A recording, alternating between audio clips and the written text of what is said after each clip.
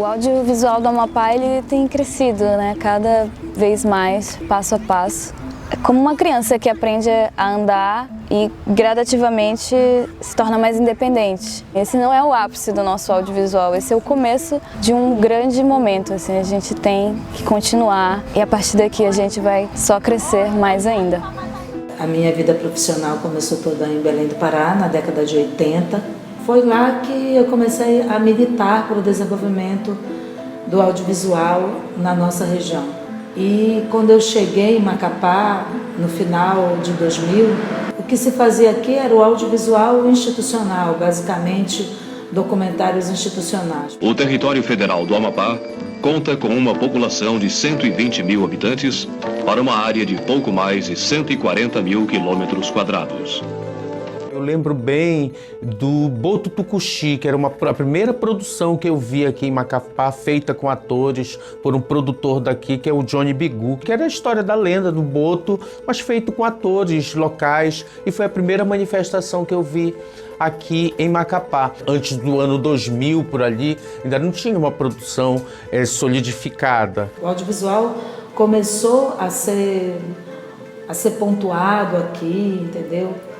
A partir de 2004, quando surgiu a possibilidade do Amapá ser inserido nos estados que estavam sendo contemplados no programa DocTV do Ministério da Cultura e da Secretaria do Audiovisual, SAV. E para isso, nós tínhamos que ter aqui a Associação Brasileira de Documentaristas e Curta-Metragistas, ABD.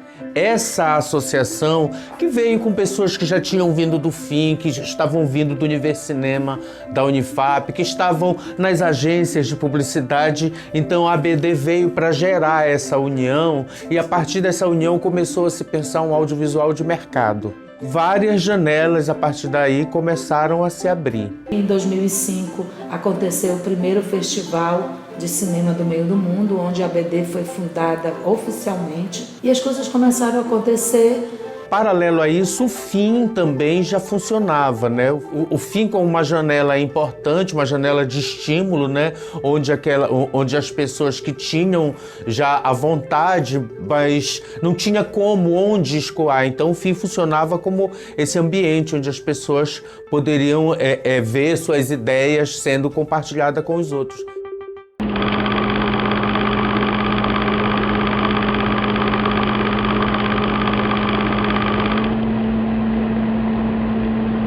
Em 2004, o festival começou a ser pensado, formatado dentro da Universidade Federal do Amapá.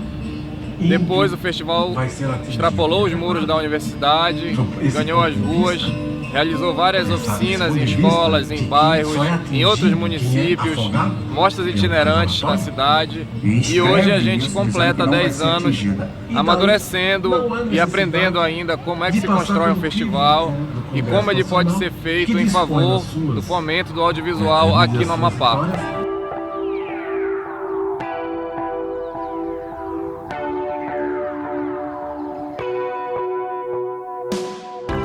Quando a gente começou a pensar e a criar o Festival de Imagem em Movimento.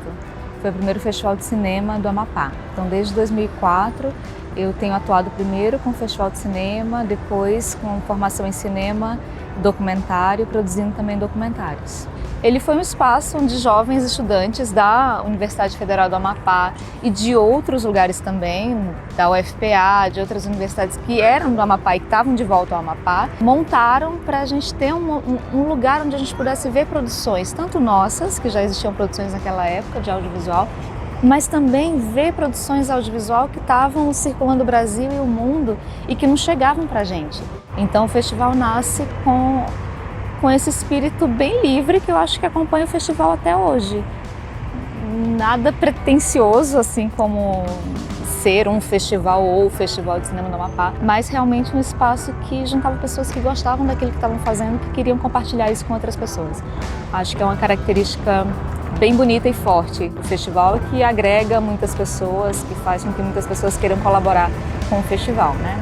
Quando eu me aproximei do audiovisual, é a mesma história de quando eu me aproximei do FIM, que ao me aproximar do Univercinema, que era um grupo de pesquisa, né, um projeto de extensão da Unifap, que tinha uma parceria muito forte com o Festival Imagem e Movimento. Na época, o Museu da Imagem do Som era muito ativo, tinha muitas atividades, muitos projetos com voluntários. E a gente, como eram meio que os mesmos grupos, o FIM fazia parceria com o Univercinema na Unifap. E as mesmas pessoas estavam ali pelo MIS, as mesmas pessoas estavam no clube de cinema, foi meio inevitável, assim, eu comecei a participar das sessões e aos poucos eu fui também me aproximando da coordenação do Festival Imagem e Movimento. Acho que foram uns 5 ou 6 anos que eu participei e meio que lá a gente faz de tudo um pouco, né? Mas eu trabalhei mais na comunicação e no design. O festival foi uma escola para mim. Quando eu já tinha intenção, né, de trabalhar, de estudar cinema, mas aqui a gente sabe que não tem essa oportunidade, né? Mas dentro da produção a gente vai assistindo muita coisa, a gente conhece outros profissionais, né? Que geralmente o festival traz outros diretores, produtores para cá, então foi basicamente isso. A minha escola de cinema foi o Festival Imagem e Movimento. Para mim esse lance do faça você mesmo é muito forte e muito esse espírito de coletividade, assim. Quem tem interesse de participar sempre foi um grupo muito aberto. É uma coisa de só chegar e pedir mesmo, ou chegar e participar. Essa coisa do coletivo muito forte. Acho que o festival ele valoriza muito isso, né? Ele não segue uma linha estética, né, de trabalhos, mas eu vejo que o foco é muito nisso, né? Em ser uma janela, principalmente para as produções independentes. Para quem está começando, mas para quem gosta mesmo de fazer o seu material, junta uma grana, junta os amigos e faz o seu filme, né? Eu acho que o festival ele tem essa característica.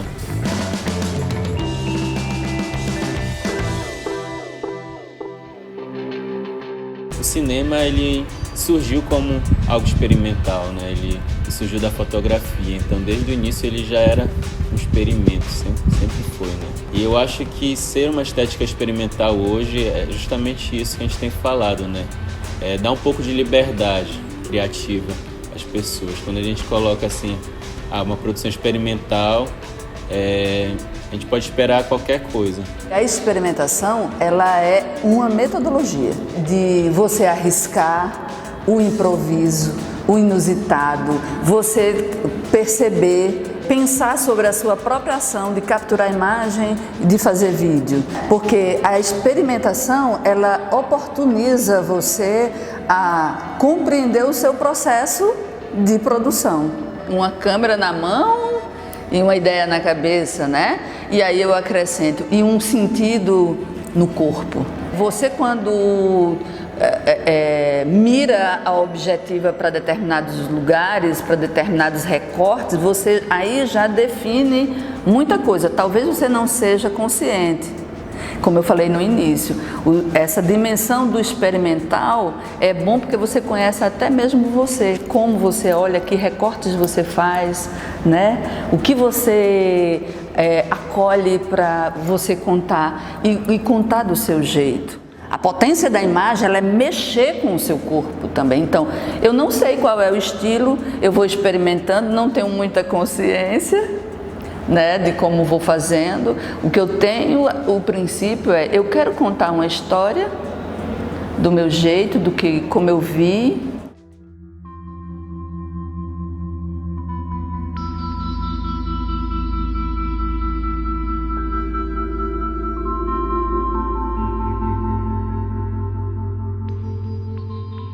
Quando eu comecei a produzir, ou querer produzir audiovisual, a linguagem experimental foi uma forma que eu encontrei de testar o audiovisual, de começar a aprender a manipular a câmera, a começar a entender o que eu poderia fazer com as imagens.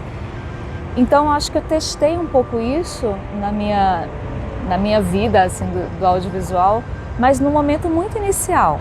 Logo depois, para mim, a narrativa documental me interessava mais, então não tenho tantos trabalhos que sejam experimentais. Então, de forma geral, a minha estética normalmente é muito interna, é muito filosófica, existencial. Então, quando eu levo isso para o audiovisual, é sempre para o lado do experimentalismo mesmo, né? Das linguagens mais artísticas, né? Sem muita narrativa.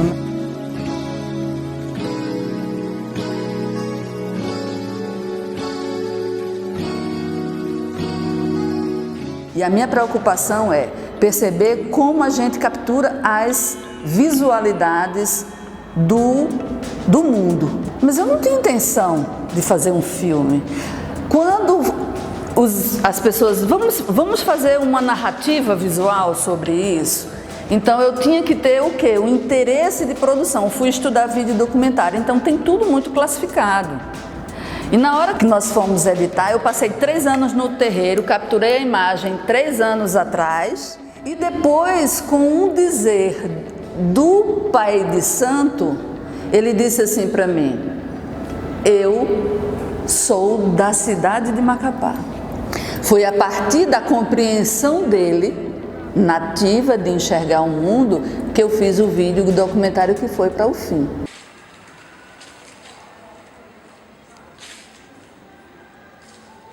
Essa mistura dos dois, assim, essa mistura entre a sabedoria da floresta e a vida globalizada, sabe? Eu acho que é um cenário incrível para a gente contar histórias, o Amapá. As pessoas que vivem na cidade, independente de qualquer coisa, elas fazem a cidade. O problema é que a gente tem um modo de enxergar a cidade. E é uma coisa que eu tenho pensado muito, né?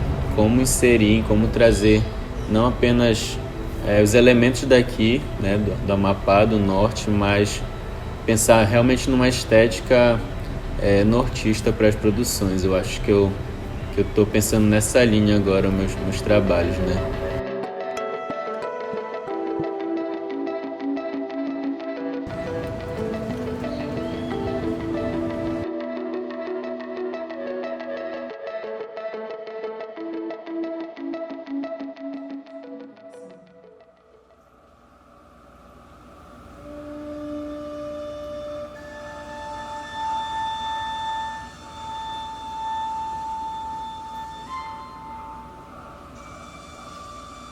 Primeiro a gente colocou esse nome porque Quinta Essência é essa matéria, né, que está acima dos 4 elementos essenciais, então é uma matéria que é desconhecida, né? A gente colocou os filmes mais experimentais, com linguagens inovadoras, fazendo essa relação de que sempre essas pessoas acabam puxando inovações, né?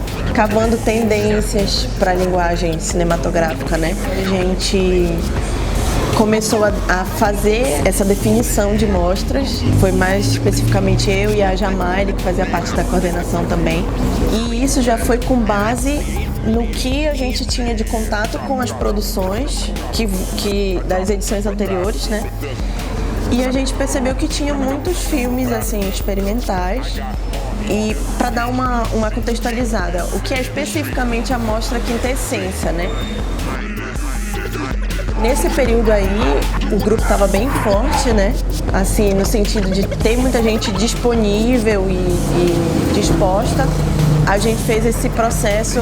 Eu cheguei aí em Ferreira Gomes, conheci o seu Chico, da Associação Cultural de lá. A gente fez um curta-metragem com ele. É uma coisa que particularmente eu sinto muita saudade. Foi um período muito bacana, assim, bem intenso de conhecer o estado, né, por meio do audiovisual.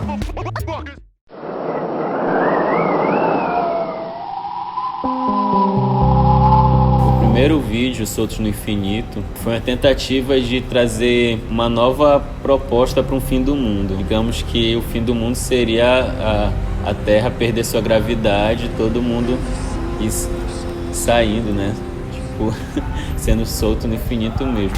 Ainda não tem recurso para fazer todos aqueles efeitos, né, de Hollywood para fazer as pessoas saindo, então a proposta foi utilizar vários recursos visuais, né, como stop motion, como tem lá, então justamente por causa da falta de recurso, né. A imagem não cabe mais na tela.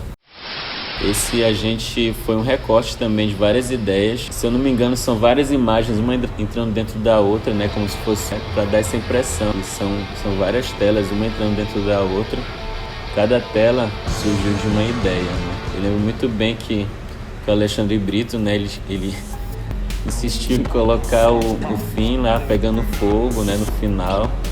Aí rolou isso, a gente colocou, fez lá no Espaço Caos. Foi um dia interessante isso. A gente fez lá, né? O filme pegando fogo e foi isso. Foi atrás de gasolina, essas coisas.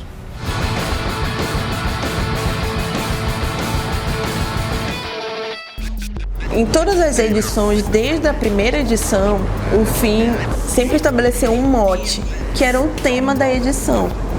E aí eles faziam as vinhetas do jeito que dava na telha deles, era muito experimental no começo. Por exemplo, se perguntarem se a gente tem um média que o FIM produziu, um documentário. Tem vários documentários, vários curtas, mas os momentos que a gente se fazia eram nessas vinhetas.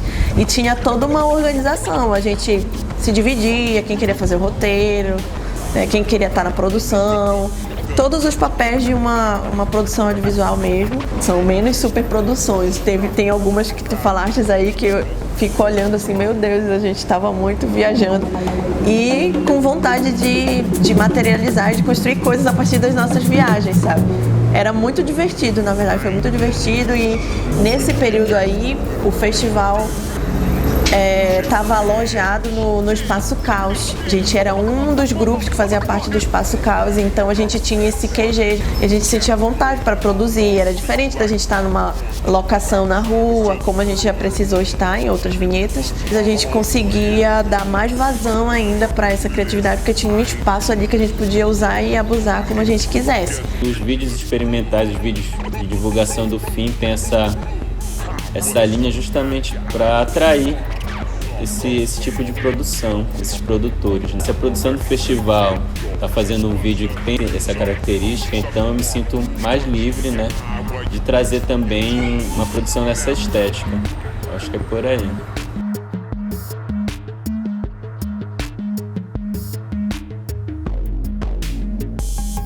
Então tem essa relação com a cidade que eu acho muito bonita da muralha. Eu gosto de como ela ressignifica também a muralha em si, porque a fortaleza é uma fortificação para a guerra, né?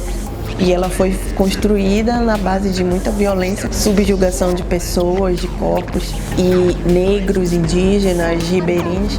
E a gente usa ela exatamente para dar voz a essas vozes. A temática desse ano do FIM é Terra em Sangue. É sempre importante lembrar que em tempos onde se bate continência para outros países, é super importante que a gente esteja aqui reforçando as nossas identidades, a nossa região. E o FIM cumpre um papel fundamental nesse sentido. E quando eu me toquei disso, e nem faz muito tempo que eu fiz essa reflexão, eu senti mais orgulho ainda de que essa mostra exista. É um momento muito cativo, assim, é muito querido. Todo mundo da equipe, assim, quer estar na hora de montar a tela. Olha que é uma tranqueira. Junta famílias, junta todo mundo. E tem crescido muito, assim, o público, né? Traz uma relação que a gente gosta muito, que é de levar o audiovisual independente para a cidade, né? Ao mesmo tempo, ocupar a cidade com cultura, com cinema, né? É um ato de resistência, é a nossa forma de resistir, assim. O Festival Imagem Movimento ele foi muito importante para mim. E acho que para vários dos produtores amapaenses que hoje estão atuando no audiovisual, porque foi, além de um lugar para a gente se conhecer, né? Várias pessoas eu conheci através do FIM, como por exemplo a Rayane, que foi com quem a gente fez o filme dela, Cartas sobre o Nosso Lugar. A gente se conheceu, acho que na 12ª edição. O festival teve uma influência total assim, na minha vida enquanto realizadora, porque foi a base assim, de formação que eu tive. Eu não sou formada em cinema, né? Não fiz faculdade de cinema. E a maioria dos cursos que eu fiz de audiovisual foi através das oficinas, né, que antes tinha. todo o festival tinha oficina com algum realizador de fora e eu fiz todas as oficinas que eu pude, assim, então foi a base da minha formação em audiovisual, foi o Festival Imagem e Movimento. Em 2017, o primeiro documentário que eu dirigi foi exibido no FIM e levou o Prêmio Gengibirra de audiovisual. Fiquei muito feliz, muito grata ao festival também. O Prêmio Gengibirra ele foi criado muito com o intuito de estimular os realizadores audiovisuais independentes, criar um momento ali de retorno concreto para aquela pessoa, né? Só que, claro, dentro das nossas possibilidades de festival, faça você mesmo, né? A gente colocou R$1.000, que é super simbólico, mas muito com essa ideia de estimular os produtores locais, a partir da Mostra Fôlego, de chamar as pessoas para se verem, né? E mesmo num contexto mais informal, mais independente, se sentirem estimulados a também participarem. 3 dias. Eu cheguei aí em Macapá em 2007, final de 2007, morei até final de 2012. Assim que eu cheguei, eu conhecia Toninho Júnior, Alex Silveira. Cheguei na TV Tucuju e aprendi a trabalhar com vídeo. Durante esses anos aí em Macapá, eu fiquei fazendo muito vídeo de skate e clipe, né? E drops, teve perto fora do eixo. Teve muito vídeo. Lá no meu canal deve ter uns 70 vídeos dessa época. Eu lembro que desde que eu cheguei já existia o imaginário do fim na minha cabeça. Depois eu conheci Brito, Tuto. Em 2013 eu já morava em Natal e vim dar essa oficina. Foi uma oficina sobre as plataformas. Caçar todas as possibilidades com a câmera, com os computadores. Tem software em todo o Movie Maker, com outro Premiere, tipo, ensinar também o caráter assim da cinemagia.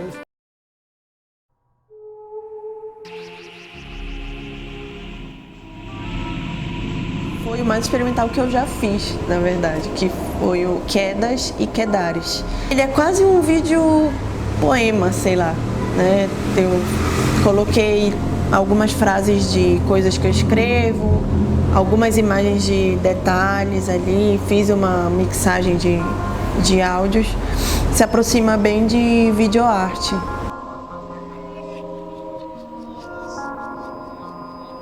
O documentário que mais me ensinou e onde eu mais pude testar junto com a equipe tenha sido o Encantes.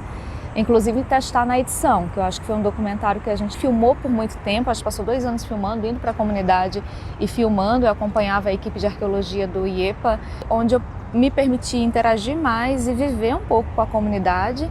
A gente teve uma convivência bem profunda mesmo com as pessoas que aparecem no documentário. A gente tinha uma ideia a princípio, a gente filmou essa ideia, mas a gente viu que tinha mais coisas, que era a relação simbólica que essas pessoas tinham com o lugar. Então o documentário, ao longo do processo de produção, ele deixou de ser um documentário um pouco mais institucional sobre arqueologia e passou a ser um documentário sobre imaginário, sobre lendas, sobre encantaria. A gente definiu esse documentário na edição e eu acho que o Rodrigo teve um papel muito significativo nessa busca de como falar, de como narrar, de como contar uma história. Então é um processo que eu acho que é um dos processos mais ricos, mais bonitos que eu tive na produção audiovisual. Quando eu cheguei aqui, meu sogro dizia que lá se encantou uma família.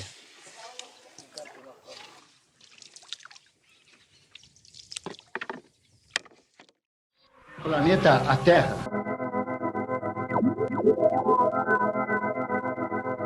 O Padrico mostrou as músicas da Estéreo, tinha essa e, porra, essa música é muito doida, tem um tom meio ficção científica, vamos fazer.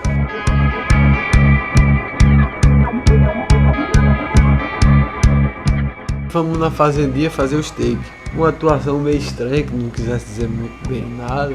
Aí filmou umas aranhas, um negócio. Uns pedaços de Macapá, misturou com um filme antigo. Mas acabei fazendo muitos clipes e fazendo uma parceria com a Estéreo Vitrola, assim. Não tenho preferência estética, não. Eu sou meio que o que eu tiver, eu vou fazer com o que tenho. Me adequar, assim, me adaptar. Antes eu já pensei em melhorar a qualidade. Sei que hoje, o que eu tiver na mão e tá filmando, eu tento fazer alguma coisa. A gente fez uma intermitência sobre o Macapá em 2017. Aron e eu assistimos um curta experimental de alunos de arquitetura da Unifap chamado Topofilia à Deriva, e ele nos inspirou porque topofilia é essa relação do indivíduo com o espaço à sua volta. Tivemos a intenção de fazer a nossa própria experiência de topofilia em Macapá. Foi gravado tudo com celular e a gente absorveu muito instintivamente as experiências pela cidade que nos chamavam a atenção visualmente. E aí a experiência foi montar uma narrativa com essas cenas. A gente sabia que era experimental, então a gente não estava se cobrando tanto entrar em um padrão específico, né? A montagem foi uma experiência, a gente não tinha gravado em uma ordem específica, então a gente fez várias conexões, assim, conexões por semelhança, conexões por caminhos, então o filme proporciona várias experiências para quem assiste. E a gente escreveu na Mostra Fôlego de 2017, no fim, e foi muito legal o feedback das pessoas, inclusive das pessoas que produziram o Topofilia, a Deriva, que vieram falar assim, nossa, a gente gostou muito, que legal que uma coisa levou a outra e que 2 filmes com essa temática existem, e esse filme é muito legal.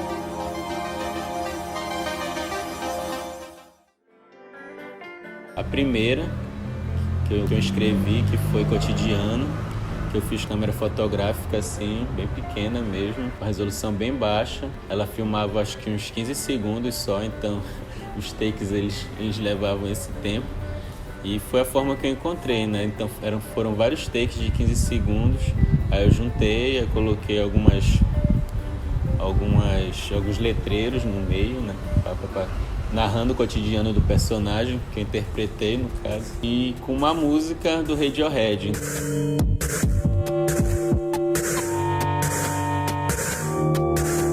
E também Sai Sobre as Nuvens, que foi uma tentativa minha, né, de falar só sobre as nuvens, simplesmente. Né? Como se fosse um exercício criativo. Me aprofundar e ver o que eu posso tirar daquilo. Então eu fiz uma pesquisa básica assim sobre as nuvens. As pessoas acham, né, que eu filmei as nuvens aqui de Macapá. Eu tentei filmar, mas não consegui. A câmera realmente não tinha essa potência toda para filmar a nuvem, então eu tive que pegar vários recortes da internet e montei uma narração minha também, meio que experimental, mas também um poema. E foi isso. Conhecê-las e apreciá-las. Talvez a desilusão da imaginação sendo desfeita. Ontem à Noite Ela Sumiu, ele é uma continuação de um clipe do Sósia também, que foi produzido pelo Fim.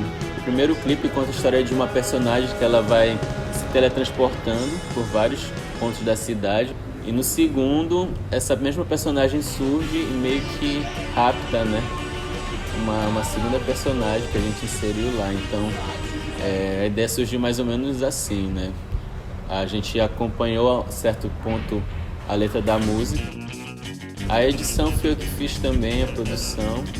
A gente segue muito o ritmo da música, né? Em alguns momentos o clima da música muda um pouco, então ele fica mais viajado, assim. Tentei trazer isso também para a estética do clipe, coloquei alguns efeitos assim, dupliquei os personagens da banda, né? Então, eu gosto muito dessa estética, desse corte mais abrupto nos clipes, né? Então acontece muito nesse.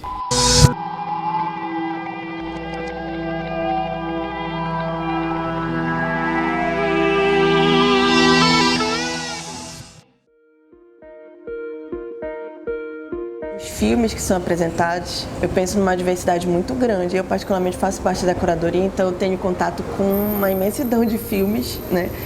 E aí, quando tu perguntas, né, se isso de alguma forma impacta nas produções locais, eu não sei se diretamente, né, na estética específica de alguém.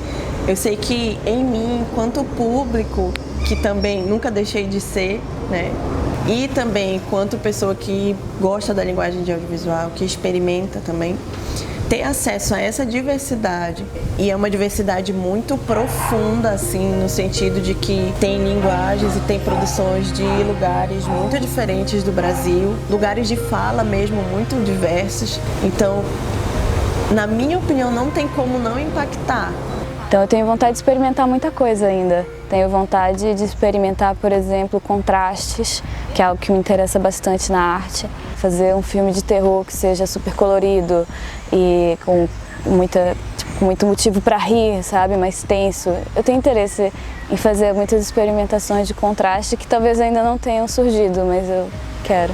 Talvez os filmes que estejam sendo exibidos lá influenciem as pessoas que estão começando, entendeu? Então é por aí. Então, acho que de certa forma sim, termina influenciando, mas não sei se é o objetivo principal, né, ou se acontece muito. Eu fiz oficinas no fim, eu participei de workshops e participei principalmente para o Solitude, que é uma animação que a gente lançou agora. A primeira vez que a gente animou uma cena de Solitude foi numa oficina do FIM, que eles trouxeram para dar uma oficina de 3 dias assim, para animar com After Effects. Foi a primeira vez que a gente viu a animação assim, possível, né? A gente viu o personagem se mexendo e pensou assim, isso aqui podia ser uma animação e a gente devia fazer logo tudo. Eu sempre trabalhei com ilustração como algo que eu faço profissionalmente, né? Mas a ilustração é uma forma também de autoconhecimento para mim. No Solitude, a Sol é uma estudante de história da Unifap, ela é amapaense, ela mora no Igarapé das Mulheres, ali nos altos de um mini box. Então essa ambientação para mim é muito importante porque eu sou daqui e eu sei que a nossa personalidade é incrível, assim, a gente é engraçado, a gente tem a nossa mística, né? A gente tem esses momentos assim de tipo, sei lá, né? Ter medo de misura, de visagem. Eu me sinto muito feliz e muito honrada de poder estar participando desse processo, de ter dirigido o filme, de ter contado com uma equipe imensa, assim, de animadores amapaenses e do Pará, e de São Paulo e do Rio. A nossa equipe foi imensa para poder mostrar hoje esse filme no Brasil todo e no mundo todo. E dizer que é um filme do Amapá, que tem cenários no Amapá e que tem pessoas do Amapá trabalhando nele e que pode ser o início de um momento também para a animação amapaense. Então eu me sinto muito feliz de participar disso. Sem dúvida nenhuma, o FIM é uma janela fundamental para o desenvolvimento do setor audiovisual aqui, porque ele promove formação, produção e distribuição. Formação através das oficinas, que no longo desses anos aí o festival vem realizando, através das produções que são exibidas, da própria distribuição, né? Que é uma janela que escoa não só a produção local, mas a produção nacional e também a produção internacional independente. Acho que existe no Amapá um cenário de amadurecimento do audiovisual que nasce da experiência com publicidade.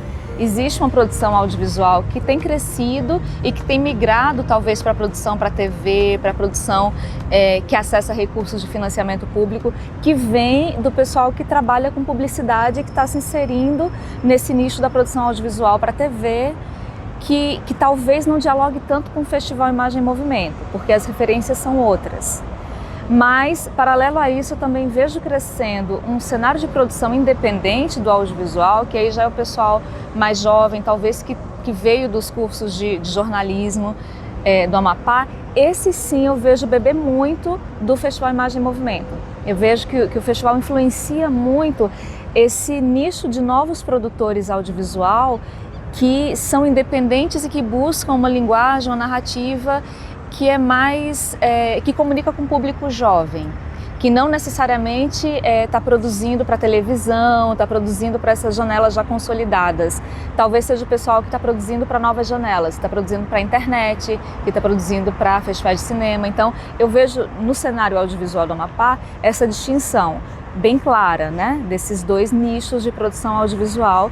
Então, vejo que o festival ele é essencial e é uma referência muito importante para esse nicho, para o público jovem que está amadurecendo, crescendo junto com o festival, como segue sendo referência para mim, né? Também acho que tem um público que está tentando dialogar com esses dois nichos, né, que vem do experimental, que vem das buscas de narrativas diferentes, né? Mas que também está querendo se inserir no mercado profissional do audiovisual. Então hoje uma vantagem muito grande é que no cenário local a gente tem a possibilidade de flertar com diferentes formas de contar a história pelo audiovisual. A gente pode flertar com documentário, com a ficção, pode flertar com produção de conteúdo para a internet, pode flertar com produção produção para TV, com a publicidade. Então, existe espaço para isso. Então, é uma referência vital para a gente ver formas novas de produzir, para a gente conseguir ampliar também a visão e saber que existem formas diferentes de contar a história e está tudo bem.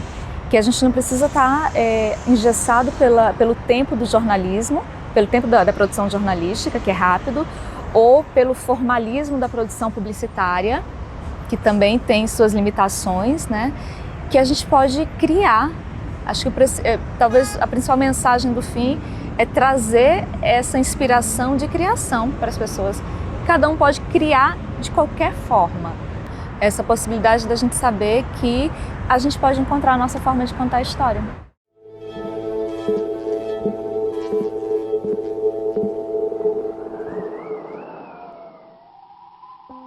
Estamos permanentemente em obras, subindo ideias, mergulhando em nuvens, rompendo o enquadramento. Tudo muda o tempo todo e só por isso estamos aqui, eu e você, tendo essa conversa neste instante. E justamente por isso, até quando der, de onde for, o fim pretende continuar girando a roda viva da imagem em movimento. Desde 2004 para cá, eu acho, se a gente for falar da estética, eu acho que a gente está encontrando uma estética aqui ainda no norte, né, no Amapá. Eu acho que a gente pega algumas coisas do Pará ainda, mas acho que no Amapá a gente ainda não tem uma estética definida do que a gente quer contar, do que a gente quer mostrar. Eu acho que ainda tem muita coisa a ser contada aqui e a cada ano a gente vê, né, trabalhos, né, produções acadêmicas que encontram um pouquinho, né, que contam um pouco das coisas do nosso estado. E hoje, após o primeiro edital do Audiovisual do Amapá, eu sinto assim que a gente está num momento de crescimento, a gente está num momento de sentir muito orgulho das produções que aconteceram, mas também a gente está no momento de perceber que a gente está preparado para muito mais no audiovisual, a gente está preparado para mais investimentos no audiovisual amapaense, a gente está preparado para criar novos públicos e também fazer mais formações nesse sentido para o Amapá mesmo, e é uma luta de todos nós. Quando eu olho para trás, eu tenho muito orgulho. Eu costumo dizer ultimamente que 2018 assim, foi um ano inesquecível para quem realmente quer fazer cinema, para quem quer fazer audiovisual nesse estado. A gente lutou muito, mas nós conseguimos. Nós realizamos o nosso primeiro edital de produção audiovisual. Eu pensei que seria mais difícil. E para minha surpresa foi... Eu não vou te dizer que não teve dores. Todo parto tem a sua dor, né? Mas foi uma criança que nasceu assim, sem muitas complicações. A gente só pode ser grande se todos nós crescermos. A gente acredita muito nisso, que o audiovisual amapaense só tem a crescer e a gente só tem a crescer com ele. Se a gente crescer juntos, a gente não pode deixar isso de lado. A gente tem que crescer juntos para que a gente consiga fazer filmes mais bonitos, filmes mais interessantes, que a gente consiga fazer eles com mais qualidade, que a gente consiga fazer séries e que a gente consiga fazer muito mais no audiovisual amapaense.